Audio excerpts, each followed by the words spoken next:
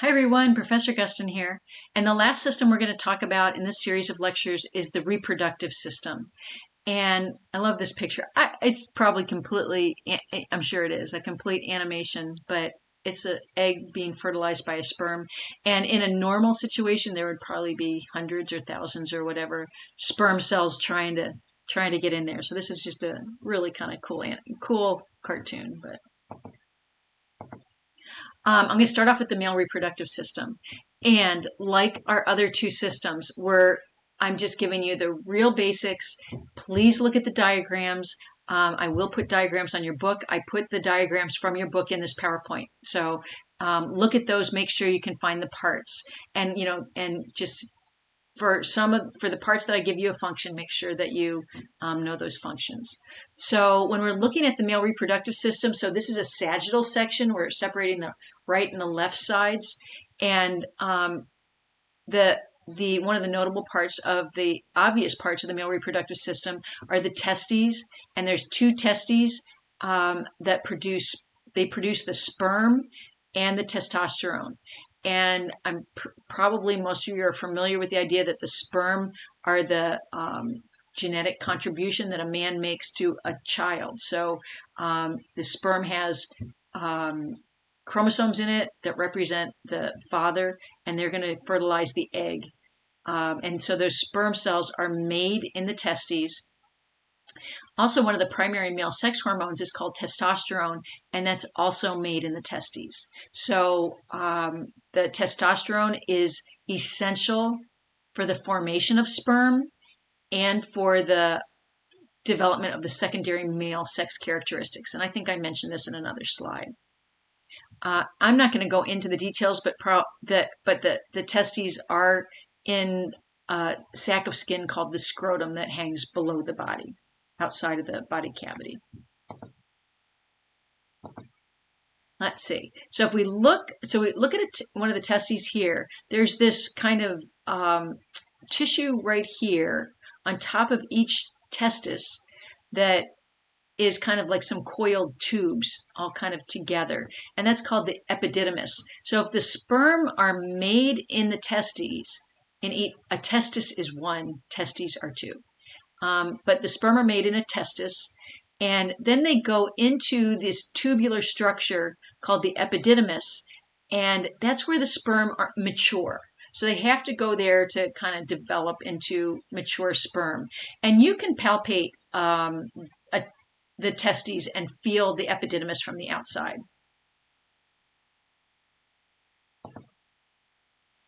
Once the sperm are mature and they leave the testes, they leave through the vas deferens. And you can see the vas deferens are just a tube. And the tube is the tube through which the sperm leave the testes. I don't have time to talk too much about it, but you've heard of a vasectomy.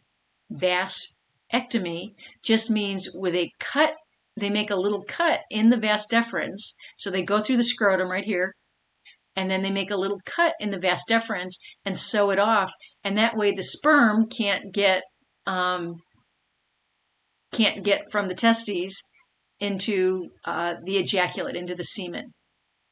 So it's a way to sterilize a male to prevent pregnancy. But they still make sperm, and they still make testosterone, so it doesn't affect their performance or their male sex characteristics. There's three different glands in the male reproductive tract, and the first one we get to, there's actually two of these, are called seminal vesicles. And the seminal vesicles, so here, see how the sperm kind of go up here, and they're going to hit down here and pass this seminal vesicle. And the seminal vesicle makes fluid. It makes about 60% of the fluid that ends up in the semen that is ejaculated when a man has an orgasm. So a lot of the fluid in the semen is made in these seminal vesicles. And there's nutrients because the sperm are living cells, and they need glucose, they need sugar. Actually, I think it's fructose, but they need sugar and other nutrients. So the seminal vesicles contribute fluid to the sperm and some nutrients.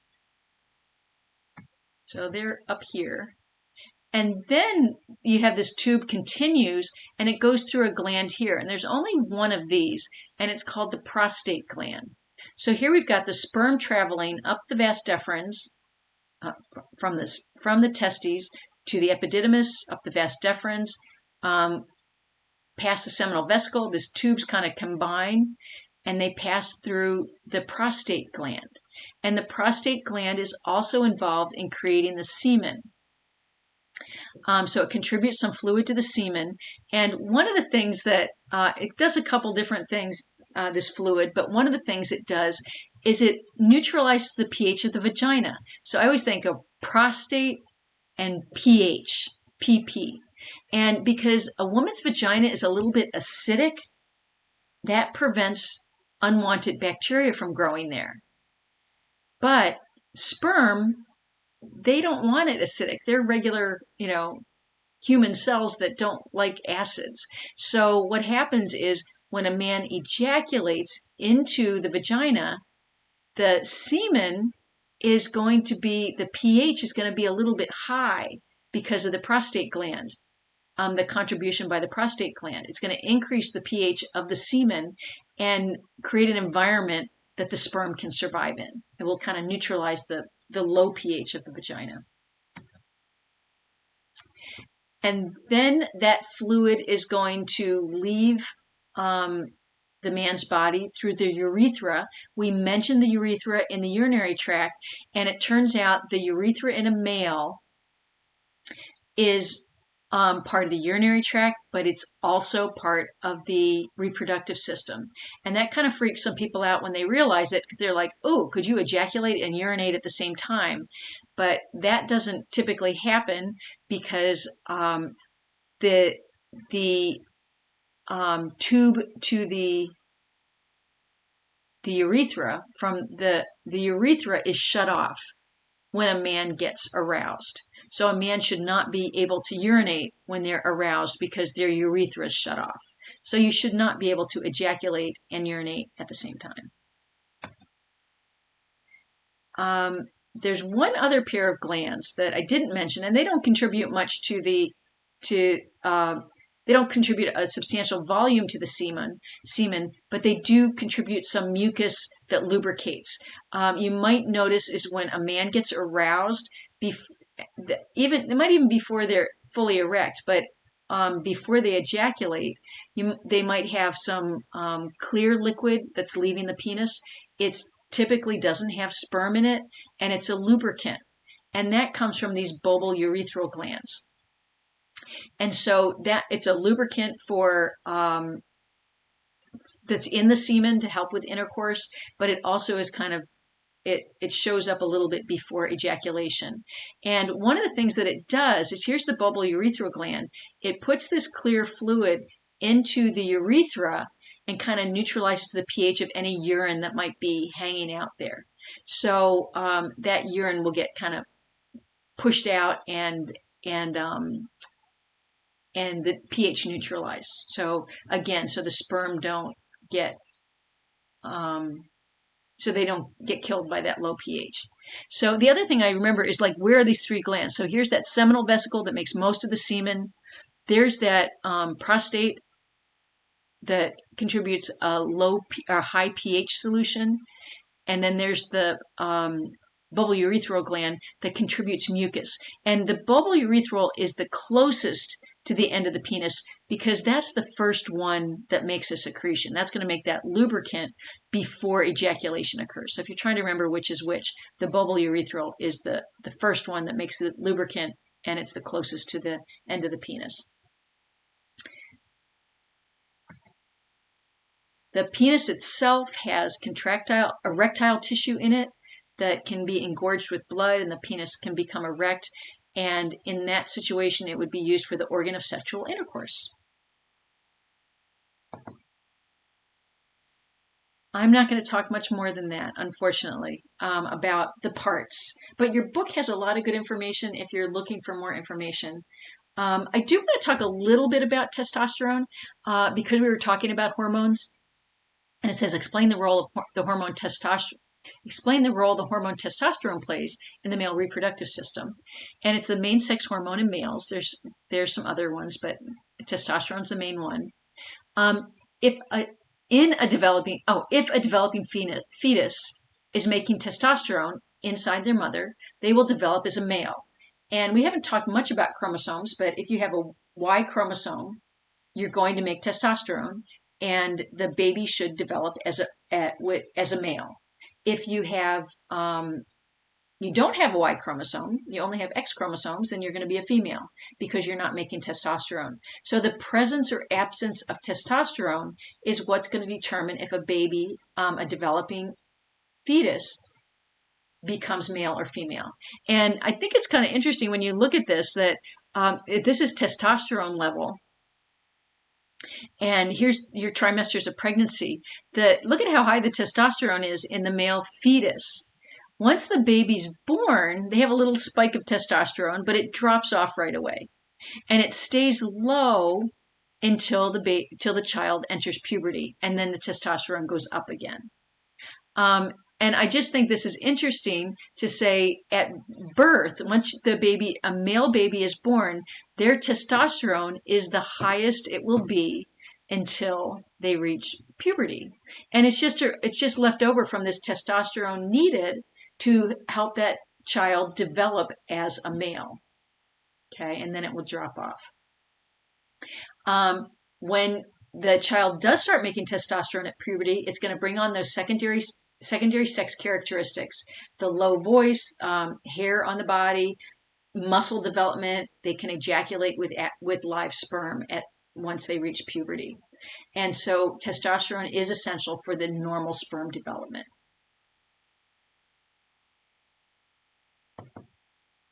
Here's a check your progress.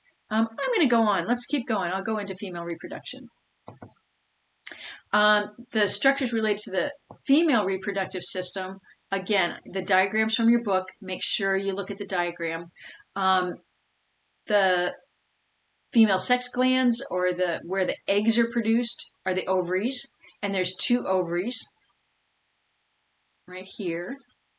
And the ovaries produce the eggs called the ova, and they also produce sex hormones. In particular, they produce estrogen. We'll talk a little bit about that. The uterine tubes you might hear these called fallopian tubes. Uterine tubes or fallopian tubes allow the egg leaving the ovary to move to leave the ovary and move to enter the uterus. So the uterine tube, it says, conducts the egg, which means allows the egg to move through it. There's a lot of cilia in there moving the eggs along, moving an egg, usually just one egg, along.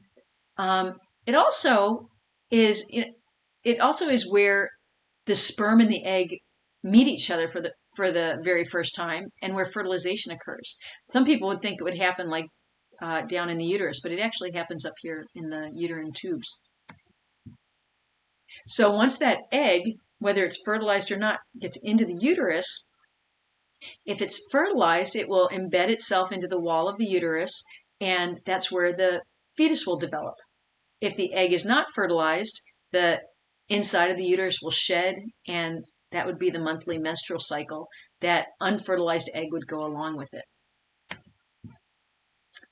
So the uterus, the opening to the uterus is called the cervix, and that's right here. So it's at the top of the vagina, or the bottom part of the uterus is a cervix, or the opening to the uterus. And that's when a woman's pregnant, or when a woman's about to deliver a baby, the cervix will open, but normally it's closed.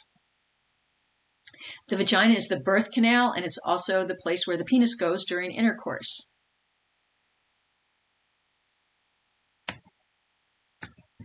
I guess one more thing I wanted to show you in this. It's kind of interesting. Here's the bladder, and there's the uterus. And I just think this is interesting to see that the uterus is kind of right on top of the bladder. So if you have a baby developing in that uterus, your bladder is really getting smushed. And there is kind of a thing that pregnant women talk about. which is having to urinate frequently. So, and that's why, just the anatomical reason. Okay. The last thing I want to show you in the female reproductive system is again just some parts. And I know this picture is a little graphic, but one of the main reasons why I like to show this picture and talk about it is I know a lot of you have kids or will have kids, and it's really sometimes awkward talking to kids about their parts and what they do. And I think especially little girls, because there's a lot of parts there, and what do you call them? And they have kind of odd names. And so I think it's good to practice naming the parts and feeling comfortable and knowing what they are and what they do. And so at the very least, if it is to talk to little kids or find confidence with your own body. So I want to make sure you understand just the names of the parts. Um, I think it's pretty easy with little boys when they will say, "Oh, the boy has a penis and they have testes," and it's really easy and obvious, and kids just look at them and go, "Yep, they're there." With girls, a lot of little girls might not even realize that they have, extra openings down there, that there's a uterus, and all of a sudden you feel like you start having to talk more about sex when you're describing a girl's parts to a little girl. So knowing the names of the parts can make all that a little bit more comfortable. A lot of times people will tell their kids that a boy has a penis and a girl has a vagina. But a little girl can't even really see her vagina. What she actually can see is her vulva.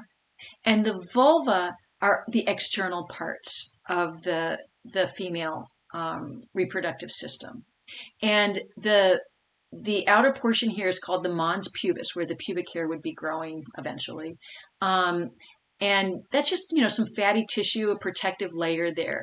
Um, there also are two sets of lips called the labia.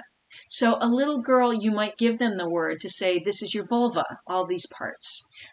These lips here are called labia. So you can see that they have um, the tissues that are kind of moist that are protecting the openings, and the openings are to the vagina. So the vagina is internal. It's nothing on the outside. So you have the labia major, the larger lips on the outside, and the labia minor, the smaller ones on the inside. And they protect the opening to the uterus and to the urethra. There are two separate openings. So the male reproductive system has one entrance to the reproductive system and the urinary system, whereas the female reproductive system has an opening to the vagina and a more anterior opening to the urethra. A little bit more anterior to that is there's a term, it says glans clitoris, or you can just call it the clitoris, or some people say it the clitoris. Either way of saying it is appropriate. But what this is that is nervous tissue. Um, it's kind of an interesting concept to realize that the clitoris is the only part of the body that is there solely for pleasure. And I put a question mark there because I thought, is that true? Is there anything else that we have solely for pleasure? I couldn't think of anything else because, we think, oh, well, a penis gives a man a lot of pleasure, or can, but there's other functions of the penis. The penis is involved in intercourse. The penis is where the urine comes out. The clitoris is really there to likely stimulate a woman to have intercourse, to find intercourse pleasurable, because what's the biological imperative? That we have intercourse and that we have children. So living organisms need to reproduce. So for it to be pleasurable for a woman is evolutionarily, it's a good thing. So the clitoris is nervous tissue, and it's got nerve sensations very similar to what would happen in the penis. They're just concentrated in a smaller tissue. The clitoris also has erectile tissue, just like the penis, that it does get engorged when a woman is aroused. And in fact, even these labia minora, the smaller lips around the vagina, will get engorged when a woman is aroused. So those are the parts. I kind of wish we would use more of the terms of a boy has a penis and a woman has a vulva, but for some reason we've gotten into saying a boy has a penis and a girl has a vagina, but then you've got to explain all this other stuff. So anyway, sometimes it takes a few conversations as a child gets older to understand all their parts and what they're doing. And I put notice the urinary and the reproductive systems are separate because I think that is one of the questions that they talk about in the Check Your Progress.